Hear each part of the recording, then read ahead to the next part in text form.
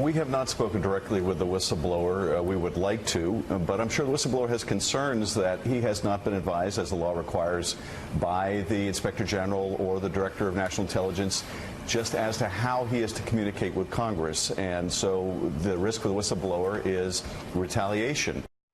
So those comments from Adam Schiff a few weeks back, landing in the House Intel chair in some hot water.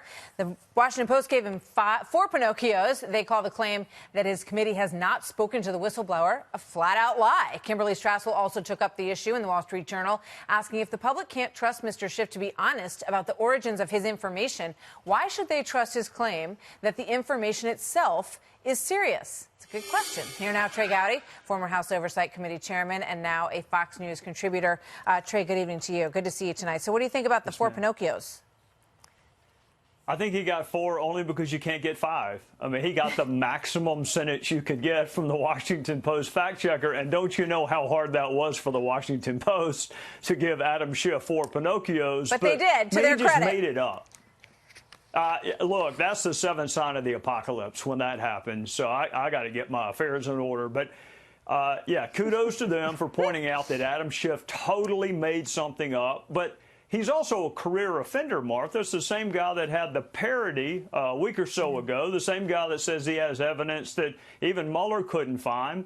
The question I have is, how long is Speaker Pelosi going to put up with Adam mishandling this investigation? She's already taken it away from Jerry Nadler. I'm sure the guys and gals on the Judiciary Committee are not happy about having Adam Schiff do it. But if you're going to do it, at least don't screw it up, Adam. And right now, he's made himself a fact witness. He is in the evidentiary chain for what happened with this whistleblower, and I hope the Republicans make him testify. Yeah, I mean, he easily could have answered that question honestly and, you know, and said, yes, he came to our office. We put him through the proper channels or her through the proper channels. You know, why do you think he didn't? I mean, does it say something about deeper involvement on his part? I mean, what does that reveal, that he wasn't willing to say that, I wonder? In the words of Patty Loveless, that he's got a little trouble with the truth, to quote a country song. I mean, why does anybody lie? Because they're afraid the truth is going to get them in trouble.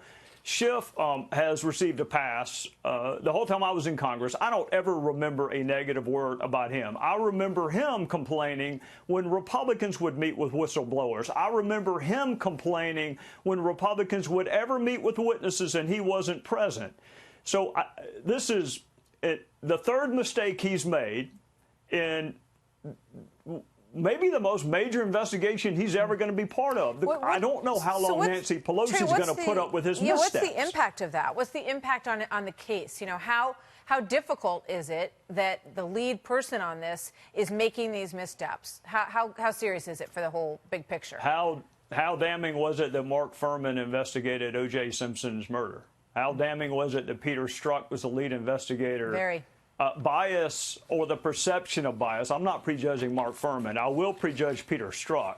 Bias kills investigations. And for anyone who wondered whether or not Adam Schiff could be objective and dispassionate, I never wondered that. But if any of your viewers did, now you know he makes up facts and openings, and he lies about meeting with a whistleblower when the truth would have served him just fine. He just decided to lie about it.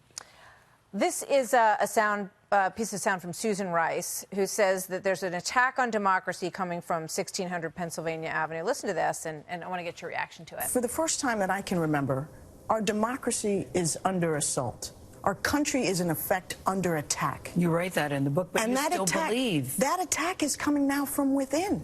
It's coming from 1600 Pennsylvania Avenue. Right. And for all the security threats I saw as National Security Advisor, all the challenges we faced, I never thought I'd see that.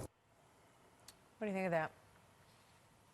I think that might be the same Susan Rice that went on the 5 Sunday morning talk shows and botched every single fact about what happened in Benghazi, Libya, to 4 of our fellow citizens. I think it's the same Susan Rice who threatened to run against Susan Collins because she had the unmitigated temerity to vote for Brett Kavanaugh for U.S. Supreme Court Justice. The biggest threat we have to our democracy is when people who don't like Trump and didn't vote for him want to undermine and reverse election results. That's what's going to do us in as a republic. Look, she didn't vote for Trump.